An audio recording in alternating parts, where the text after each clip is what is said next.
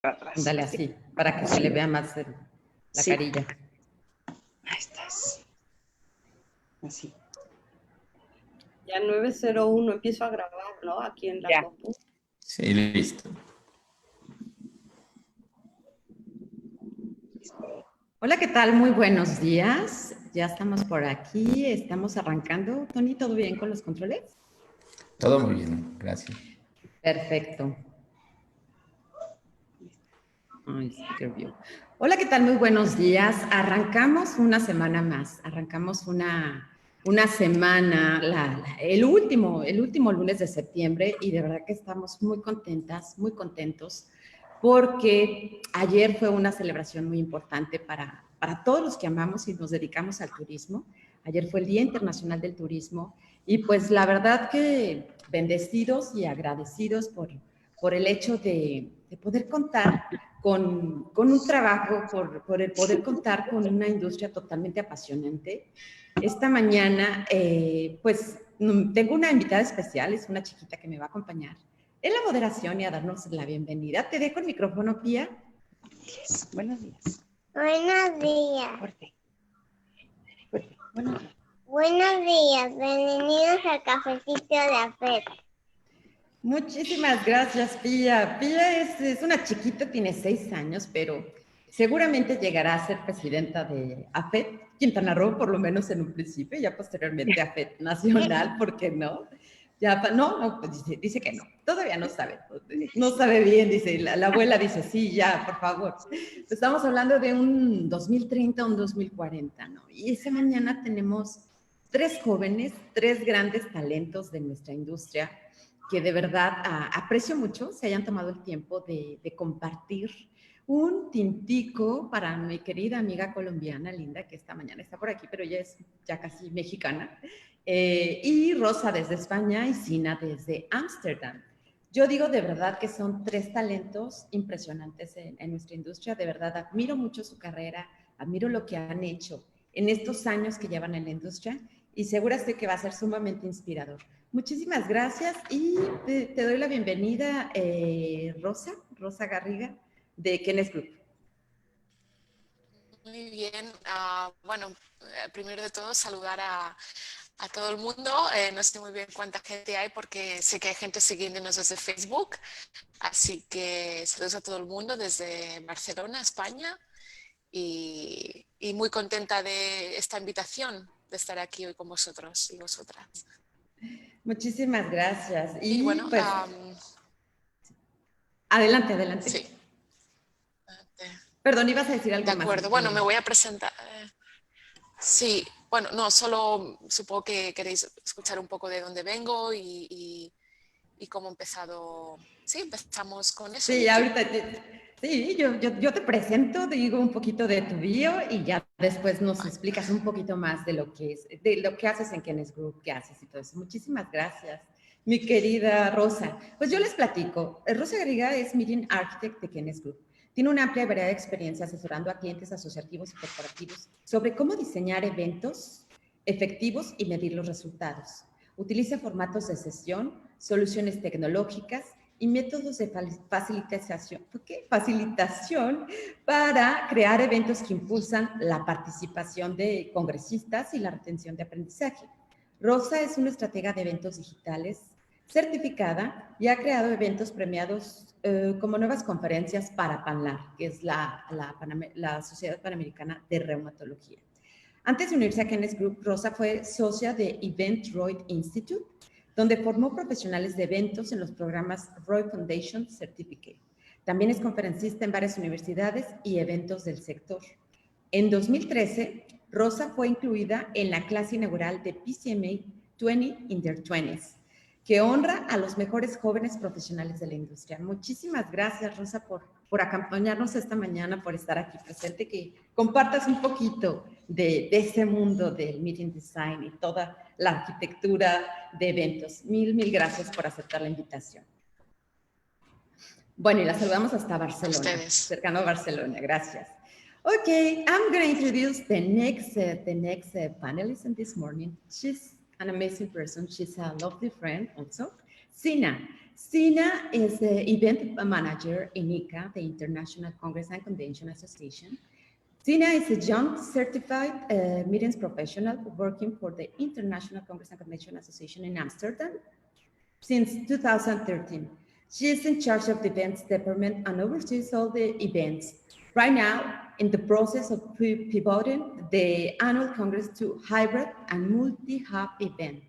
This is going to be very challenging, and we really want to know about it. For many years, ICA organized the Forum for Young Professionals, and over the years, SINA has established a big group of alumni, which most of them are still connected in WhatsApp groups and in the Slack group for young people in the industry.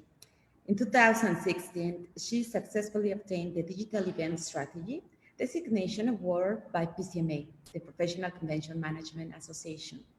Additionally, she was awarded the prestigious 20 in their 20s award in 2018 by PCMA. In her free time, she co-founded the community She Sharp, which aim is to empower women by bringing diversity to the technology scene. Thank you very much, Sina. Thank you very much for being here. Hola y buenos días desde Amsterdam. Muchas gracias, Vicky, por la invitación. Mi español no es muy bueno, por eso prefiero hablar en inglés. Thank you. Thank you very much. You are doing very well. Very, very well. Thank you, my friend. Okay, and our next panelist, I'm going to switch to Spanish again, and it's going to be a mix, very interesting mix this morning. Linda Garson. Linda Garson, ella también es CMP en CIS, es la directora ejecutiva para World Meetings Forum.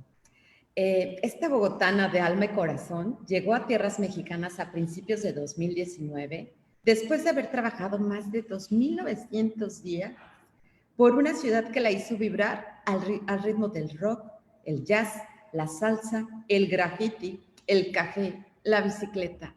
Y te faltó el ajiaco, bogotano.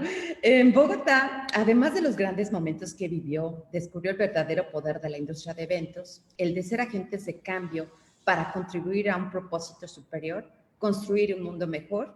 Y sí, suena demasiado romántico, pero es lo que realmente le mueve el corazón. Además de comerse un pastel de Red Velvet, de acuerdo a lo que nos cuenta.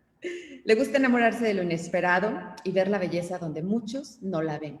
Quizá es por eso que poco a poco Ciudad de México la hace sonreír cada vez que sale a caminar por sus calles a través de sus sabores, colores, alegría y caos.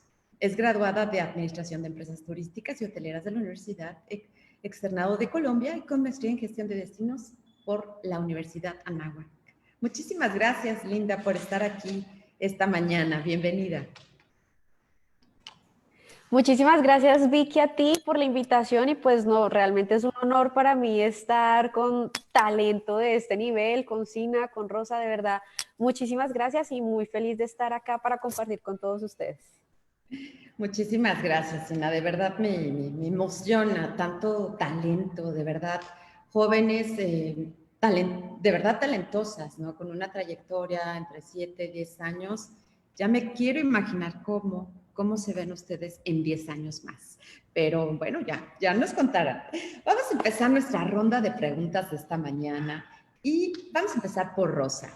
Rosa, ¿podrías compartirnos más detalles de tu trayectoria? ¿Cuándo iniciaste la industria de reuniones? Que nos comentaras un poquito de Event Roy Institute y el Roy Foundation Certificate. Okay, could you share with us more details about your career? When did you start in Kenneth? And talk about the Roy Foundation and about this certification. If you want to answer in English, it's going to be fine because we have a very special friend from Amsterdam. And yeah, let's do it in English, please. Okay, sure. So my first job at events was actually an internship when I was studying at university. I think I was 20 and I was studying advertising and public relations. And already then I was interested in events. And so I got an internship at the government, actually. It was an organization from the government. And then I moved to London, and then slowly I built my way up. Well, I did also a master's degree actually in event management, which at the time, this was almost 10 years ago, there were not many opportunities to study event management at a university. So I decided to study, actually I studied 6 months in the Netherlands and then in London. And that was very helpful because, well, one thing, I improved my English skills. And then I got to meet lots of people and started working in the industry. First at a venue. So I was working for a university that was doing a lot of events on site. And then just when I finished my, my course, my master's degree, I signed up for another course on meeting architecture. And that's where I met also the founder of the Event ROI Institute. No, and I did that because when I was studying event management, I was thinking, you know, I don't want to work in logistics, not because I think it's not important, but I was more attracted to the content of meetings, to be able to decide what content we put on. No, and it was a bit confusing at the time because I didn't know where to go, but I joined MPI as well, which was very helpful. MPI stands for Meeting Professionals International, which is an association of meeting professionals. and that was very helpful as a student to be part of that. And through that, I learned that there were a few people working on the content of meetings. And that's how I signed up for this course. I met people working on this. And after that, I got my first job at the Event ROI Institute, which was a very small consultancy offering training to event planners, event managers who wanted to measure the return on investment. So I stands for return on investment. So basically measuring the economic value of meetings and events. And I thought at the time, I thought that was valuable. That was just after the big recession, the financial recession. So it was a time when events got cut down and it was really important to be able to show the value. And I think now we're happening the same. We're living through the same situation again. So after that, I spent a few years working part-time, I would say, for the ROI Institute and doing training for companies and so on. And at the time, I was actually working for event planners as part of their team, putting together events of for companies, associations, etc. And then after that, 4 years and a half ago, I joined Kenes, which is it's called PCO, which is a professional congress organizer. So we do medical congresses all over the world, and they hire me to work on the content of meetings, and that's my full-time job. So that was almost like, you know, getting my dream job, and I'm very grateful and happy about that. Yeah, I think that's pretty much it. That's great. The dreaming job and the dreaming company, it's amazing, no? Maybe you have a dream, Yeah, and that's what I meant.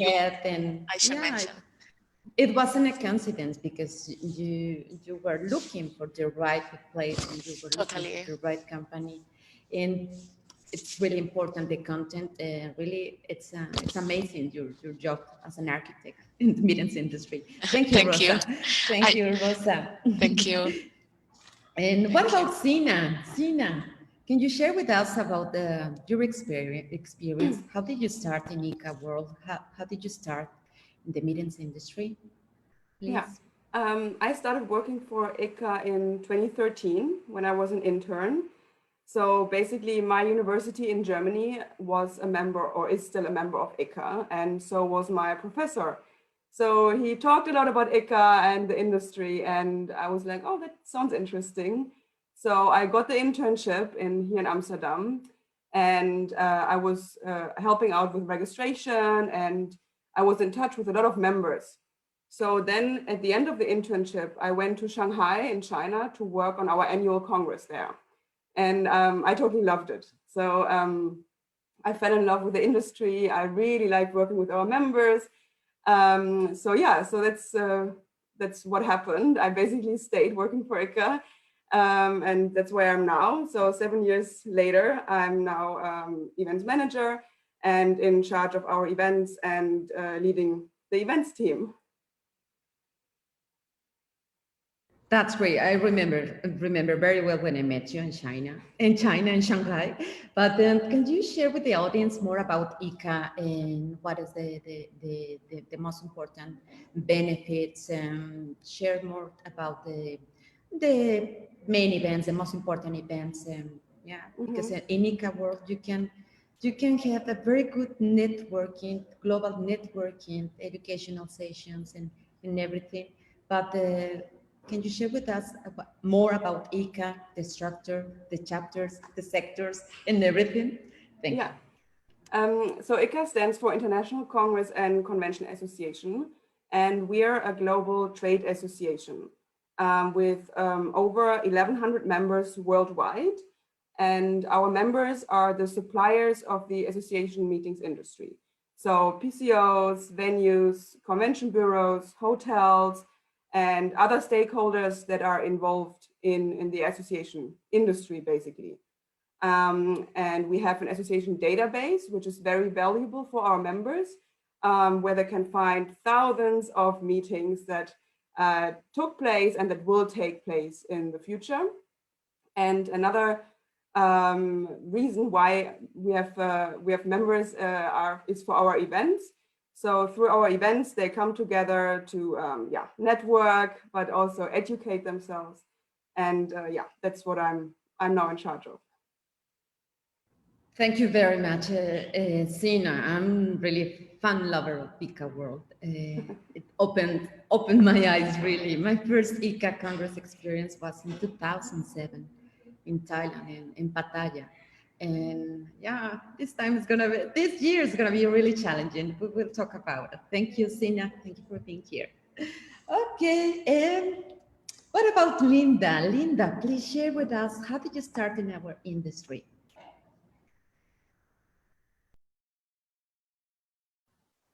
Sorry, okay. Well, as Rosa started also, I also started as an intern in the Colombian government in an entity called ProColombia. And eventually I was able to stay for a couple of years, and it was fantastic because this was the time where there was no strategy around how to promote Colombia as an international destination for events. So it was a very cool experience to be part of the team that designed their first participation in IMEX, IBTM. We didn't even know what was an incentive. So it was like this huge learning process, and it was fantastic. From that point, and since part of my job was to work a lot with the destinations, with the convention bureaus for the first bidding process that we have as a country, well, we had like very good relationships with all the convention bureau, and eventually the Bogota Convention Bureau offered me a job to join the convention bureau. So from that on, I started to work for Bogota with all the passion, with all the love, and it was a fantastic, fantastic experience. Mainly because I fell deeply in love with the city. Everything. If you ask me what's the best city around the world, I will say Bogota. For me, Bogota is perfect. And also because during that time, I was able to meet incredible people, had incredible bosses, teachers, but I believe that the most important thing was that I was able to realize that the meetings industry has the power to transform lives. Because back in 2015, Colombia was in this very milestone moment where we were signing or making the process for signing the peace agreement. Therefore, it was we realized and we asked the questions, okay, we are part of the Mintex industry. We are an institution of the city. Are we just going to stand there and do nothing to contribute to this very important moment in the history of not only Bogota, of Colombia, and to the future?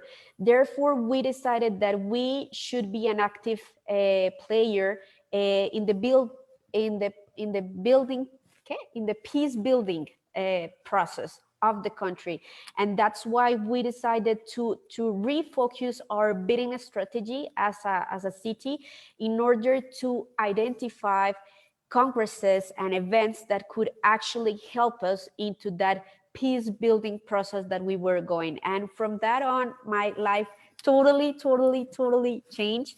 It was fantastic because we were able to bid and fortunately to win events that are totally transforming, like the One Young World Summit, which is a summit that gathers like the most brilliant young people from around the world just for one thing, for one purpose, to build a better world. And the projects that you see there are just like mind-blowing. And after that, we were able and so grateful to have the Nobel Peace Laureate Summit back in 2017. So from that point on, I realized that this industry has a lot of power to transform lives. And I was very grateful to say that in the history of my country, someone asked me in the future, what was your role in this milestone moment of building peace? I have the honor to say I was part of the team that brought these two beautiful events that could actually, you can see the results right now, 3 years from what happened, you can see it now. So that was fantastic. And also, well, we of course needed to continue to bid for different conventions, incentives. And one of the most important markets for Bogota was the Mexican market. Therefore, we started to work a lot with the Mexican market, and that's where I was so honored to meet my current boss, Rafael Hernandez. So because he helped us a lot with developing the Mexican market, and from that point, the conversation evolved, and now I'm here in Mexico. That's great. That's great. Thank you for sharing your experience. This is one of the things that we love in this industry when you are working in bidding strategies, because you are part of the team and you are part of the people committed to make it happen. That's amazing. No, it was 3 years ago, but sometimes this is one of the benefits with ICA. With ICA, you can plan, you can choose, you can select your battles, and you can make a business plan, not only for 3 years, for 5, for 10 years. For 10 years, I think so. But thank you for sharing. And now you are more than welcome in Mexico with Mr. President Rafa Hernandez. He's amazing, and I really appreciate it. And I really admire the job in the World Meetings Forum. Okay, and after that, I'm gonna back with Rosa with some questions, but after that, we would love to know more about World Meetings Forum. Okay, thank you, Linda. Okay, Rosa, next question for you. Can you share with us some of your main challenge? Because you are in contact with the professors, you are in contact with some doctors. No, they are not open and receptive to change the context. Can you share with us one of the most important challenges that you were facing during the last conference with the doctors? Can you share with us some anecdote? Hola, ¿se fue? Hola. I don't know what happened. Okay, she will back. I think it was her connection.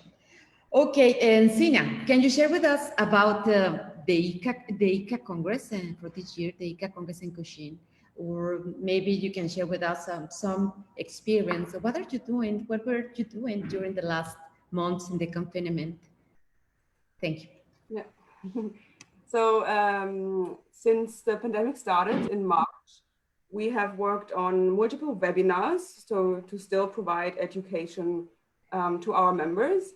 And we also successfully organized 3 online events with up to 250 participants, which were planned to happen face-to-face this year.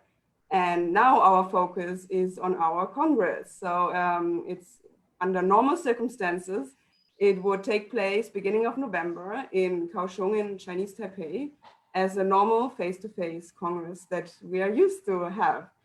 But yeah, this year everything is different. So the Congress will be very different as well.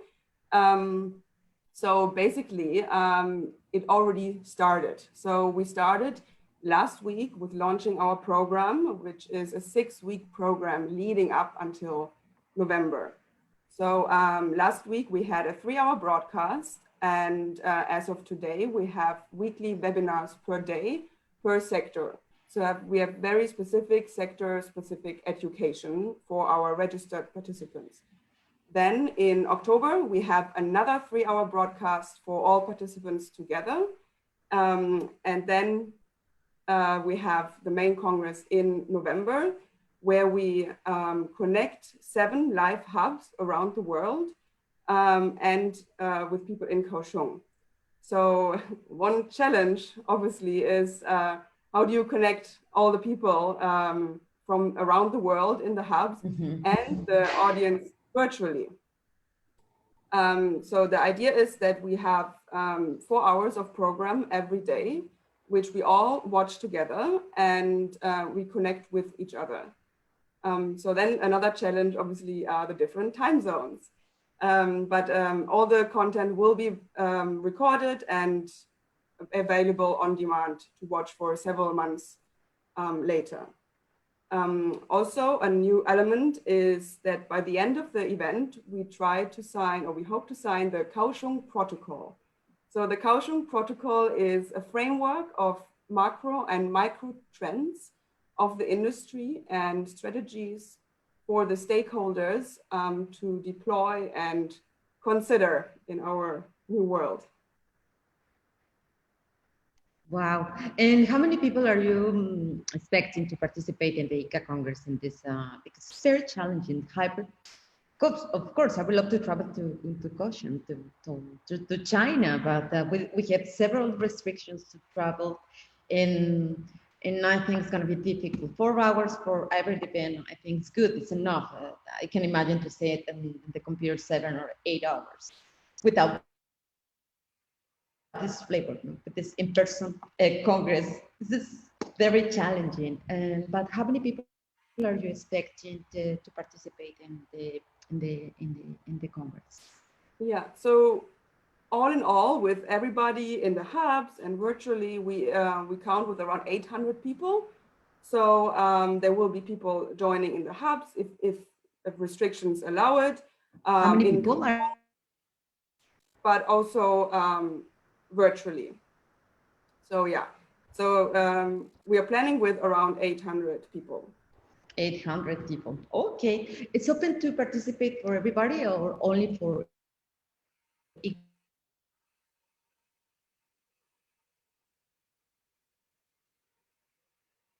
It's open. Yeah, it's mainly for our members, but we also allow observers, obviously. So if there are potential members that want to attend, then they are more than welcome to register as well. And obviously our associations as well.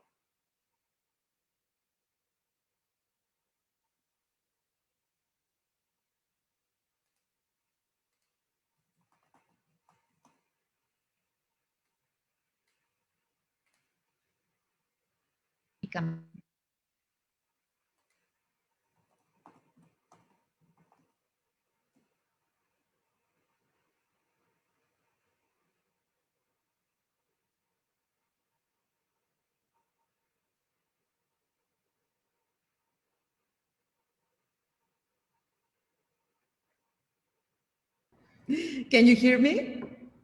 Yes. I don't know what happened today with the connection, so virtual problem. Can you repeat, please, again, the observers and how can we work, how can we make the registration as observer? Yeah. So so obviously, like as always, our members can participate in the events and the associations. So we expect also hundreds of associations to attend the Congress. If you are interested to attend as an observer, then we have regional offices around the world, and my colleagues are happy to provide more information and the registration link. So that's no problem. If you're a potential member interested in joining virtually or in a hub, then you can contact me, but also my colleagues around the world. That's great. And we will share the contact from North American chapter, North American region with Monica Pataki and Johan. And for the Latin American region, we'll be with our dear Santiago from ICA. Thank you very much, Sina. Okay, let's see. But it's gonna be very interesting. Of course, I'm gonna be part of this virtual Congress. I can miss. It's not possible. But what about the World Meetings Forum, Linda? I think it was the first event in our industry to reactivate our industry. Can you share with us your experience, your challenge, your success, your failures, whatever? It's going to be very interesting to know more about World Meetings Forum and all the challenges that you were facing. But I think you made a very good job with the destination, with the people in Los Cabos, the Los Cabos CBD, the venue in Paradisus Hotel. And of course, all the team of World Meetings Forum. Thank you. Well, yeah, as you mentioned, well, the World Meetings Forum was a huge challenge, but I believe that part of the results that we have so far, it's what you just mentioned. It was a teamwork. It was a teamwork between, of course, the destination, the venue, the team members, the DMC, all of those partners that actually bet on us. They believed in us because, you know, part of the challenge was, okay, we are going forward with the event, but we couldn't have done it alone. Therefore, the support of everyone, being able to believe in us, because at this time, believing in a project that you're going to have in a couple of months or whatever, it's difficult because you don't know what's going to happen even this afternoon, even tomorrow. So that part of that was the success, and not only the partners that made possible the event, but also the suppliers, the tabletops that actually believed again in us and that this was going to happen, and of course the hosted buyers that attended the event. That was very important. So I believe that this was a collective effort of everyone trying to make a very strong statement, because part of the analysis that we did was, okay, we need to reactivate the industry, but there is a lot of uncertainty in different areas, and especially our final clients. Corporates are not that willing to do events because of X or Y policies that they have. And we need to show them that it's possible to make events. So we realized that the only way that we can prove to them that yes, this can happen, yes, we are ready, is to lead by example. That's why part of the campaign that we have at the World Meetings Forum, that it's continuing, is that this is the only way that we can actually prove with tangible facts to our final clients that this can happen, by leading by example. So this was like this very cool movement around with the suppliers, with the hosted buyers, with all our strategic partners to say, okay, this can happen.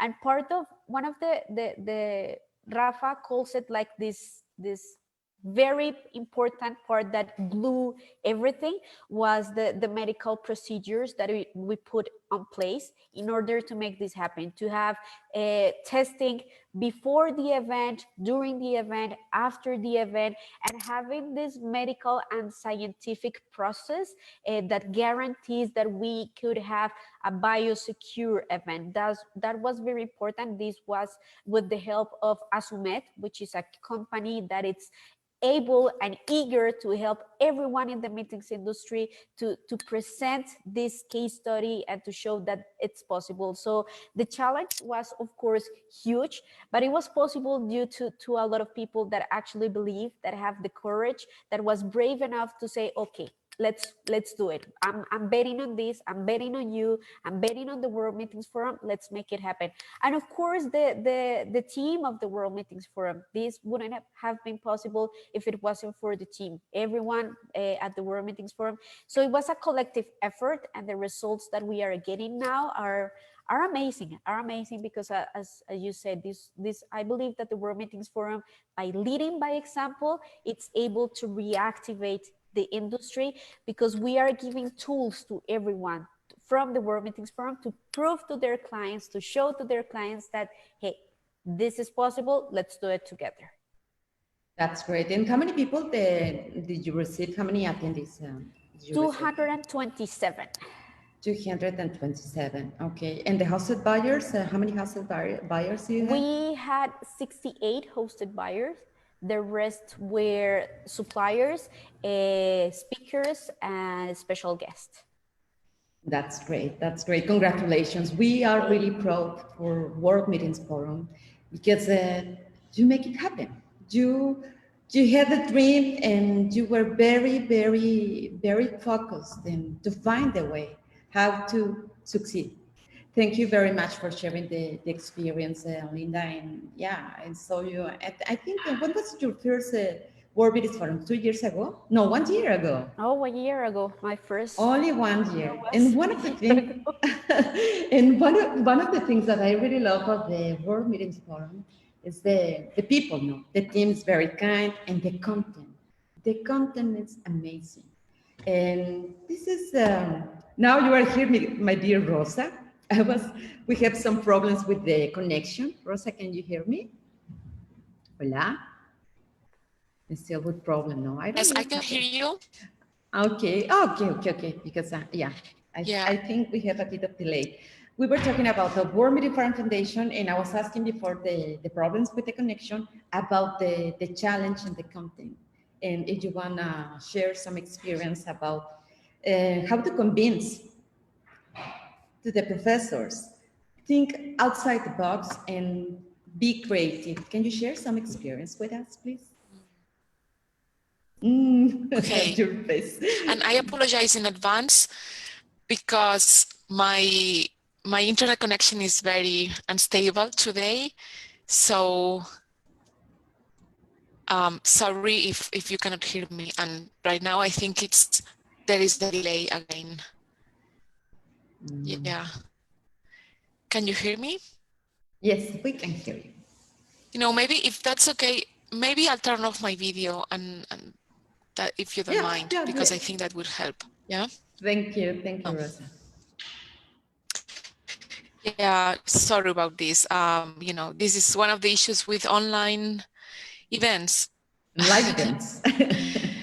Okay. Yeah, and online events.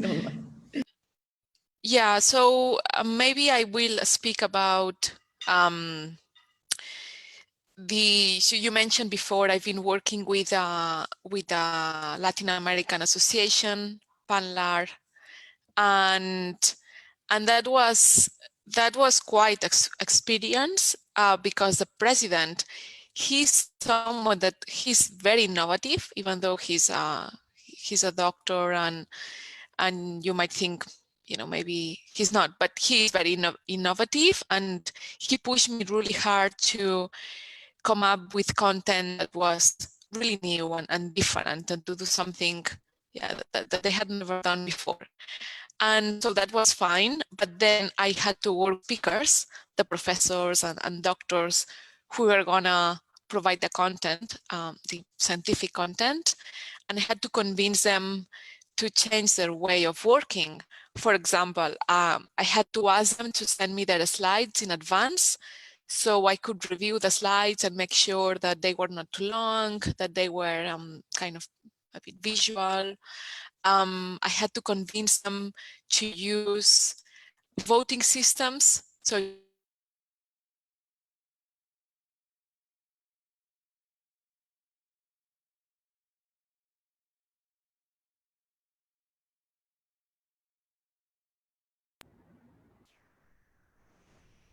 Hola? Okay, hola. Yeah, I'm sorry. so sorry. No, Really, I'm very sorry. I think no, this is it's the okay. day Try that to the connection continue. is worse.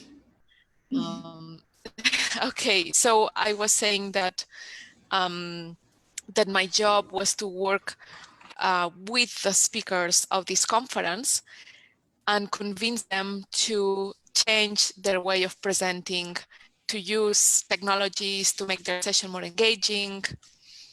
Also, they were used to maybe speaking for an hour, but now they only had 20 minutes. And so, yeah, that, and I had to do a lot of proactive work.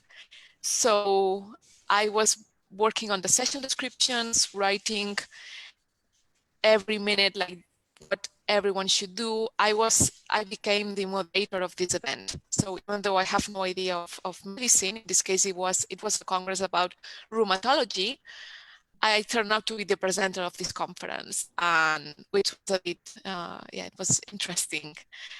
And so at the end, it was a huge success. People loved it. The attendees said that it was the best event that they had been to.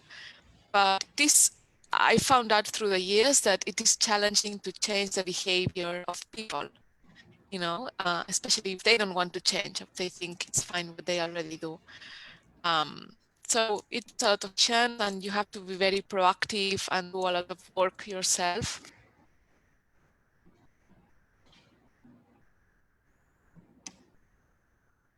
You're frozen again. Hola? We missed Rosa. Okay, something happened with the connection, with her connection. Can you hear me? Yeah, I'm sorry. No, it's okay. Yeah, It's but okay. this is frustrating. Yeah. Thank you, Rosa. Thank you. And I can imagine sometimes it's very difficult when you are young and you are trying to giving a new ideas to the professors. I think it's very, very, very big challenge. But thank you for sharing it. Sorry to the audience for these problems with the connection. But anyway, it's important to continue. And my next question will be for Sina. Thank you, Rosa. I hope you can get a better connection for your next question. Thank you. Sina. Oh, Sina. Yes. It's when I was reading your bio, I saw this. This is a very talented girl. You have a great career. You are a CMP. You have the DES, the Digital Event Strategies by PCM. Can you share with the audience the importance of the certifications in our industry and the importance to be active, to be very active in the associations? It's not only to pay the membership. You have to be a member, to be part of the benefits and everything. Can you share with us the importance of the certifications? Yeah, for me, I think to continuously educate yourself is really important. And this certified meeting professional by the Events Industry Council is a great way to learn about new standards, trends, and scenarios in the events industry. And I think it's especially important to learn more in depth about the events industry, especially for those that didn't study it, or for those where the studies was a long time ago. They always update their books and everything, so for the current time. So it's indeed always very important to continuously educate yourself and learn about the events industry. I think those credentials also show credibility, because you have to study for it. You have to have certain years of experience to obtain it, and then you have to pass an exam. To be involved in association in industries, I think, or associations, I think it's really a great way to build your own network, and to share your knowledge, and also to give back to the industry. So, for example, ICA and European Cities Marketing, we recently launched a mentorship program for young people to become a mentee, and for more experienced professionals to become a mentor. So I think there are also other programs like this out there, and it's just really important also for young people to get involved, to start building your network early, like we did, like Rosa with MPI, and I'm with ICA and PCMA and other associations. It's very important to have this network. Yeah, it's amazing, no? Because you can get an exposure, you can get a global networking, and it's interesting to know more about this greater satisfaction, no? Because you were part of the Forum for Young Professionals and 20 in their 20s. And what has been your greatest satisfaction of working with youth programs? Because you were part of this Forum for Young Professionals 20 under 20s, and you are in charge of a very top talented ICA team. Can you share with us, please? Yeah. So I've organized the Forum for Young Professionals in Barcelona now for 4 years. And over the years, we built a great network of alumni. So we are still all like in WhatsApp groups, and we regularly talk and have online meetings. And they ask for advice from each other. And this is what I really like, you know, like having this network, you can rely on them. Don't see each other as competitors, but just ask, like, how are you doing things in a venue or in your CVB? And be there for each other to support and to offer help. And also, I think it's really great to see them growing. So like I've managed like the event for them, but now over the years they all grew so much, and like now they're in, like, some of them are in amazing leadership positions. So this is really, really great, and a satisfaction to see that what like to follow their careers and also like to help them. Yeah, and for my team, I really enjoy our spirit. Like, we are a very young team, but we are full of energy. Great. Yeah. You are great. Regards, Francesca and Josephine. Yes. They are very active, beautiful ladies, very, very, very, very enthusiastic all the time. Congratulations. Yes, indeed. And that's what I love about it. Like, we are very, very, very young. We are full of energy. We have a lot of ideas, and also we know our industry is changing. So we have to change our events and have to be innovative. So for us, it's not so difficult to learn new technologies or to improve our skills, like what we saw in March when we had to like implement online events like from 1 week to the other. So yeah. I think that is really nice, like the spirit among the team, and we're full of energy. Basically. Yeah, I know. Congratulations, Sina. And Linda, what do you think about the importance of the certifications? Because you are CMP, you are CIS, and I don't know if you were part of the for young professionals or this kind of programs. Can you share with us, please? Yeah, sure. Well, I believe that certification, as Sina mentioned, it's a very nice way to get like things started, like in the real life, because eventually certifications give you, because what you learn in the universities, what you learn in your job, it's okay, but certifications can give you like a wider view of a lot of things that you might have not considered. And for example, one of the interesting things about the CMP certification is that it gives you a view on the different regions and cultures. So that's very interesting when you get to read about hosting an event in Korea or whatever. So that's very interesting. So I believe that certification it's a very nice way to continue to professionalize yourself. I don't know if I've made out that word, but professionalizar. Yes, that's it. So I believe that it's a very nice tool for you to start, and especially when you are very young, that you're eager for knowledge, you want to know everything. So that's a very nice way for you to get into everything. So that's why I think that certifications, it's good in a certain stage of your career. That's great. No, I'm totally agree. No, and at the end of the day, if you have a certification, you are a reliable person. You are a reliable person to deal, to work. And congratulations, Sam. And by the way, today we will have a presentation, a webinar from PCMA, talking about DES certification, to date at 4 p.m. in Mexico. We will post in our website all the information regarding this digital events strategy by PCMA. Our dear Ana Maria Vizcasillas from Puerto Rico, she shared with us because they are working together, COCAL and PCMA, and it's amazing. This is one of the most important things when we are in the industry, because we can meet people from everywhere, everywhere, worldwide, sharing these passions, sharing the vision, and creating new strategies. And I'm going to ask you about Marvelino. Why Marvelino? Marvelino is always there. And this is one of the things that, okay, when Lina came here, this is Marvelino. Please.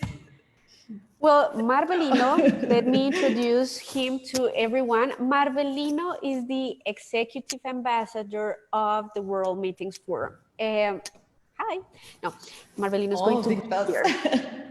Yeah, well, actually, Marvelino has become a very interesting communication tool for a lot of things. And I believe Marvelino was born last year with our previous event in Los Cabos, because the campaign for last year was Marvelous Meetings.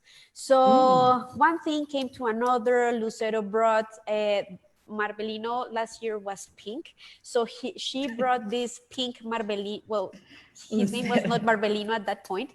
So she brought it to the office, and I was like, this is very cool. She mentioned, she has like the colors of our event. We should do something, blah, blah, blah. And one thing came to another. Rafael came out with the name. So eventually we decided that this is a very cool branding tool, and I believe it gathers like a lot of our values to be fresh, to be innovative, to be something different. So right now, Marvelino is all over the place. Actually, for our event, Marvelino even had like his own WhatsApp. So he would WhatsApp to the buyer saying, don't forget your transfer is at blah, blah, blah, blah. Marvelino solved questions. Marvelino was all the way around. So I believe that Marvelino is right now a very interesting communication tool for a lot of things that we want to do, and that it reflects our values, as I was mentioning. It's fresh, it's different, it's colorful, it's not that corporate as we are sometimes used to in this industry. Yeah, but he's the boss. He's the boss of everyone. Boss, I know, big boss. Yeah, so that's part of Marvelino, and was part of the push and the something new that we really wanted to enhance during these times, to enhance Marvelino as a very important communication tool and marketing tool and branding tool. Because if you see our social media, Marvelino is all the way around. People are starting to get very close with Marvelino, and eventually that leads to brand reputation. You know, Marvelino, it's equals to World Meetings Forum, and if they are talking about Marvelino, they are talking about us, and that will lead us to different strategies being more important in the industry and so on. So that's the story of Marvelino. That's great. Thank you for thank you for sharing, because I saw Marvelino. About Marvelino. Okay, the executive director. Thank you. Okay, so the program's almost over. I can imagine. I can believe it. It's almost 10 a.m. But I'm gonna make 3 or 4 questions more. Do you have time for 4 questions? It's gonna be okay. Okay, thank you. Rosa, you are here again. Hopefully you can. Try. Yeah, well done. Crossing my fingers. Okay. Okay, the question is for all of you, ladies. What is the importance of the new generations in the meetings industry? The importance to detect new talents, promote them, and have a leadership program for 2030 or 2040. Who wants to start?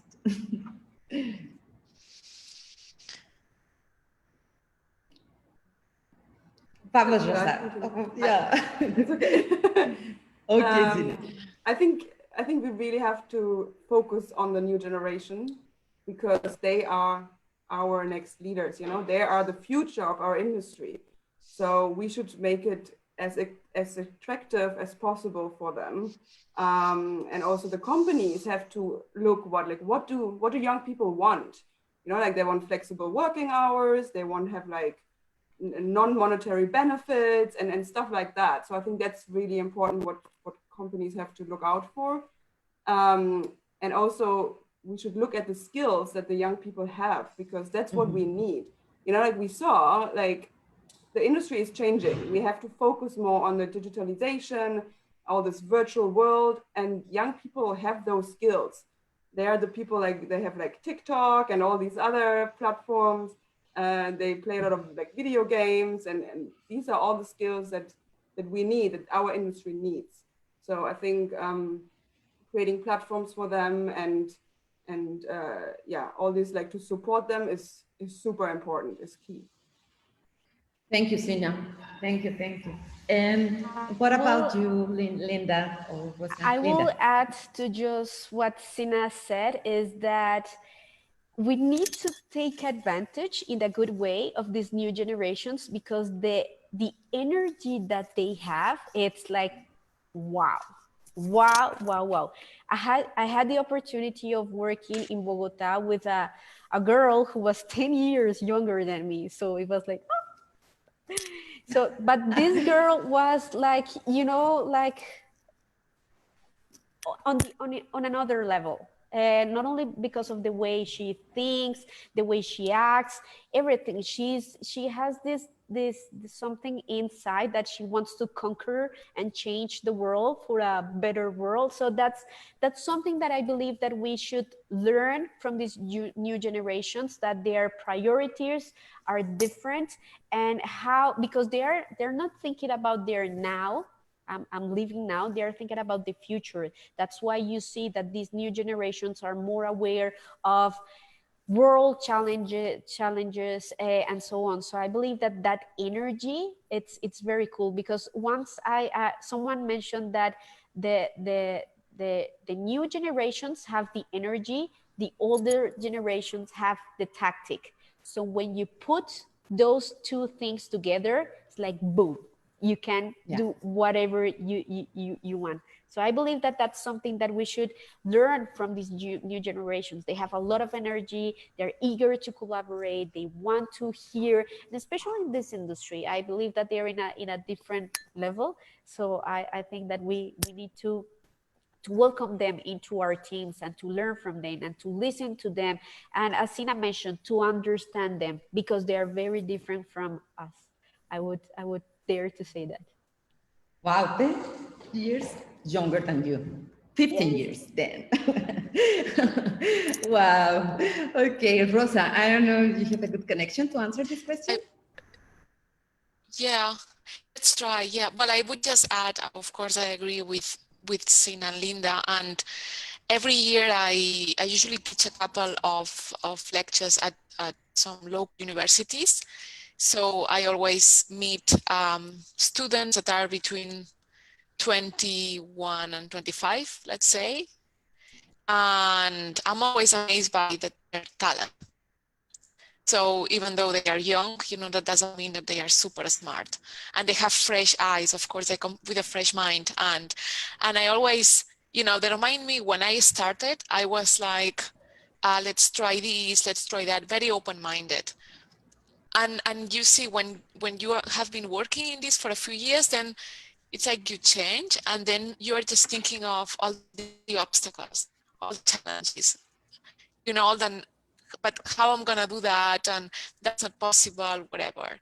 But when I'm doing some exercises with the students, they are, you know, the ones who say, yeah, let's do that, and let's do that. And I think you need that as well. You know, you need someone to dream big, and then maybe the oldest ones will think about how to do that, because maybe it's not possible, right? But you still need those big, fresh ideas.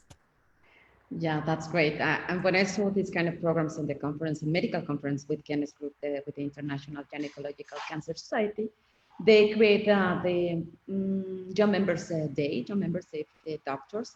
And it was amazing, because it was a mix between the sensei in the field and the residents and the new students. In my opinion, I think the best ingredient for the education is the inspiration. You have to find this inspiration.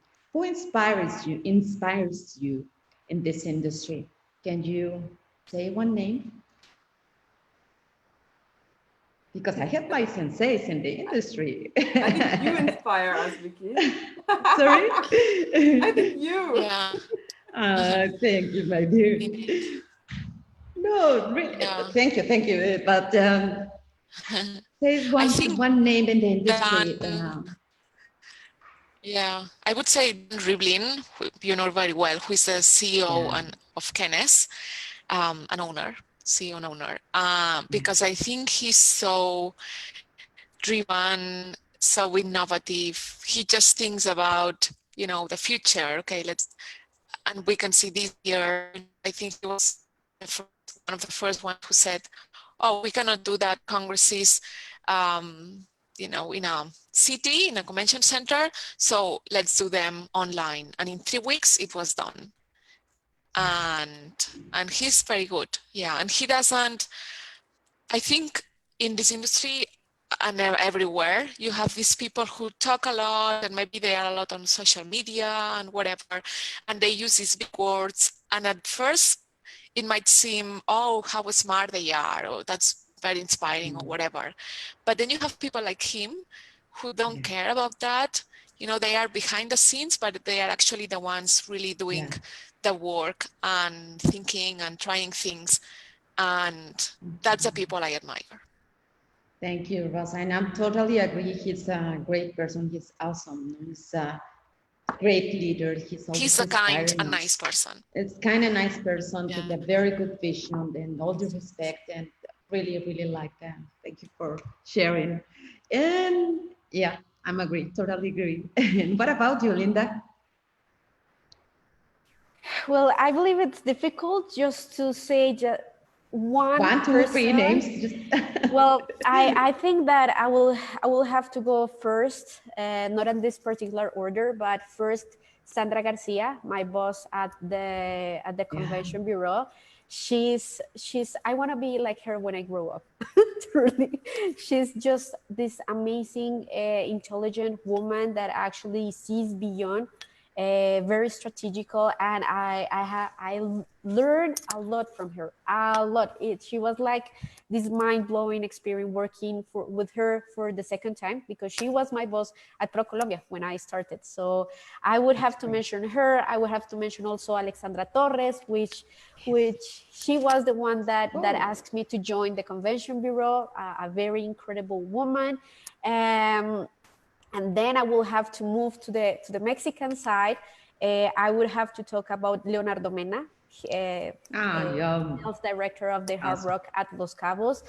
Amazing human being. It's like, I don't know, like the best human Dr. being Mena I have ever met. And he has like this very cool mix between being a very good human being, but also being very good and strategic at his job.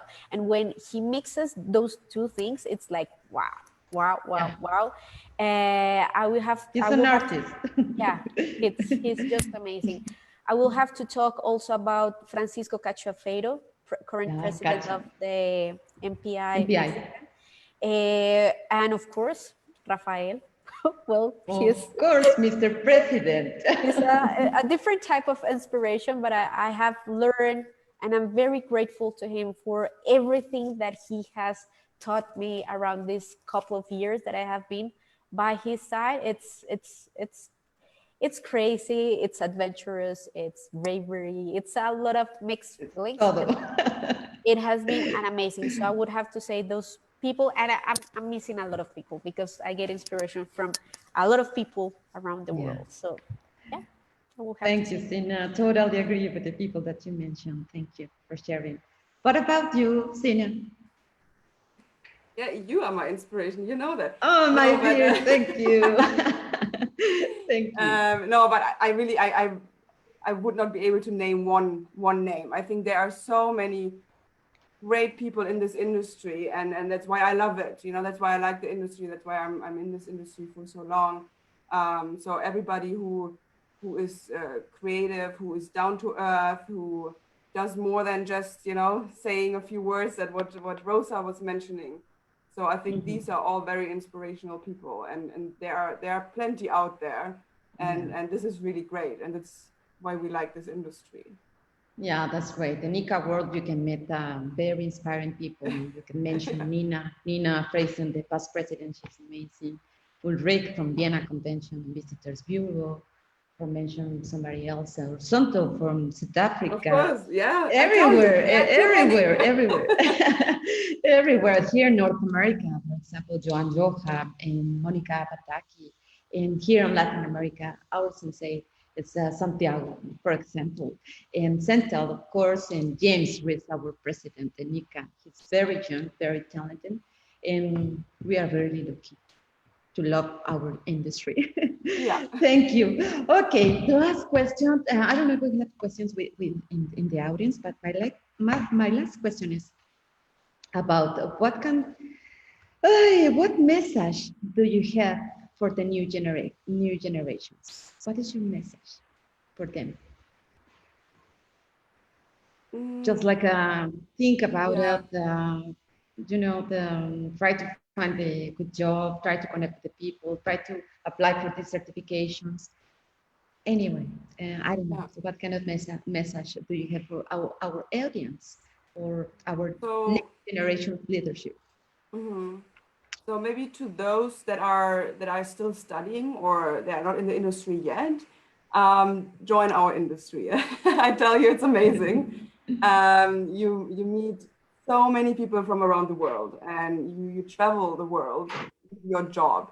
So that is really, really, truly an honor to do, and really amazing. For students, there are a lot of programs, like there's, for example, the Future Leaders Forum by IMEX. So they have their trade shows around the world, and then they always have this program. So make sure to join that. If you are already in the industry, again, like make sure to join associations, to network, build your network, what I was saying before. That's really, really important. Don't be afraid to ask. So even, you know, like there's like a CEO from somewhere or whatever, they are all approachable. This is people's industry. So don't be afraid, just contact them, ask them for advice or to introduce you to another person. So that's like really like one of my main messages, like make sure to like network, build your network. Don't be afraid to ask anything. I think our industry is changing a lot right now. So you can be part of it. You know, you can be part of changing it and shaping it. So it's very exciting times. I like it, changing and shaping. Thank you, Sina. Linda, what about you? Well, I would have to say that there is only one commitment for new generation, current generation, future generations, for everyone, is the commitment of living a fantastic and meaningful life. That's it. And I believe that the meetings industry is able to give you fantastic moments, meaningful moments, because of what we just talked. As Sina mentioned, there are a lot of people here in this industry that is very accessible, that are willing to share with you, that are willing to take you to fantastic situations, meaningful situations where you are able to learn and evolve as a professional, as a human being, and so on. So I believe that's it. You have the commitment. It's the commitment to yourself to live a fantastic and meaningful life. And I believe the meetings industry has the capabilities and has like the stage to make that happen. Thank you, Sina. Thank you. Thank you, Sina. Thank you, Linda. Thank you. Thank you very much. And what about you, Rosa? Yeah, well, I would say, as I said before, that I joined a professional association when I was studying. I would highly recommend that. That could be ICA or, well, ICA, if you are not working yet, I'm not sure if there is a fee for students, like a registration, but certainly there is for PSMA and MPI and many, maybe others. And that's very, very helpful for networking, but also for education or finding an internship position, etc. And I would say be bold as well. You know, don't like try to have self-esteem and and just ask people, don't limit yourself. You know, there is a saying that you already have the no, so go for the yes, you know. So I would say, yeah, be bold. Be bold. Wow, I love your closing message. You're really inspiring us during this morning. Thank you very much. Thank you very much for sharing. When you are talking for next generation, you are still young. You are 30, 32, 30, and it's time to think in the future. If you really want to have a better world, just like you mentioned, Linda, we have to act now. Since now we have to give our best in this difficult time, but I'm pretty sure if we are professionals and we are in love of our industry, we can give the best that we have. And this is the industry to give a legacy. Thank you very much. Let me see.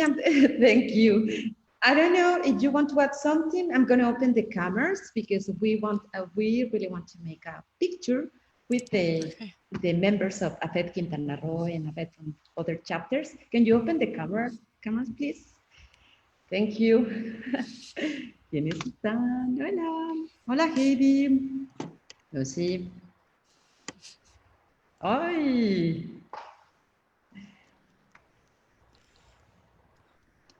Let me introduce you. Sina, you have a lady from Holland. Ingrid is there. Okay, yeah, Ingrid Bosman, it's a council. 41, ¿Cómo está llamando? Okay, thank you for being here. I don't know if you have some questions. Heidi, maybe you have some questions. You are in charge of the university in the lab. Can you ask something for these talented girls? Thank you very much, Vicky. Well, there's a lot of things to talk about. I mean, first of all, congratulations. It's really, I mean, it's encouraging to listen to all of you. And of course, to know there's a future, a solid future for everyone here in the industry, because you are working, you're united, you are always innovative. That's great. We are real happy. And yeah, I'm working at a university. It's called University of the Americas. It's in Cholula, in Puebla. And I'm also a journalist. So there's a lot of things I have to write and think about after this long, yeah, it's been an hour. But I would like to know especially about the future for you. I mean, what are you looking forward to do in the next 5 years, thinking especially about technology, how technology is affecting our lives in the positive way? How is technology changing your lives, and how do you think it's going to change yours in the next 5 years? Very good question, my journalist. Okay. May I start? Yeah. Sure. Yeah, so I just think, you know, a few years ago, I think it was 8 years ago, I did some research between meeting planners. I was sending a survey about hybrid and virtual meetings, asking them, have you been to an online meeting? What do you think of it? Do you plan on organizing one? And this was a research done for MPI, this association, Meeting Professionals International. And we found that most meeting planners haven't organized one, but they thought it had potential and so on. And then I went to a few meetings where I was presenting this study in front of meeting planners. And at the time I was quite young. So this was 8 years ago. I was 27 or so. So usually I was in front of 50-year-old guys. And I remember they were always, some even got angry at me. You know, they were like, what are you talking about? Online meetings, that's not what we do. We, you know, we love emotions and human face-to-face. And I remember some, I mean, they wouldn't believe it, that they thought it was rubbish, what I was talking about. And now the same people are the ones that now have to deal with online meetings, because right now it is either online meetings or die, you know, or you have to close your business. So I think that this was already coming, but just a few people were adapting to it. And now of course, technology has changed everything, but because of the circumstances, right? Because you could do an online meeting already before. But of course, because of the circumstances, there is many more people now working on new software, and 5G is coming as well. And I just think there is so much innovation that is changing our lives a lot, and also businesses, the economy. I was reading the other day that, you know, in London, in the UK, they have this huge coffee chain called Pret a Manger. I think they even have some coffee shops in the US, and they've had to lay off a third of their staff, which is 3,000 people. Why? Because now many more people are working from home instead of going to the office, so they don't have to go to buy a sandwich or a coffee at the coffee shop. And I just think right now it's changing our lives completely, the way we work, the work we do, because many people are going to have to change their jobs, and the way we meet as well. Yeah, sorry, I hope it wasn't such a long answer, but it's just such a very exciting topic right now. Yeah. Yeah, of course. Thank you very much. Yeah.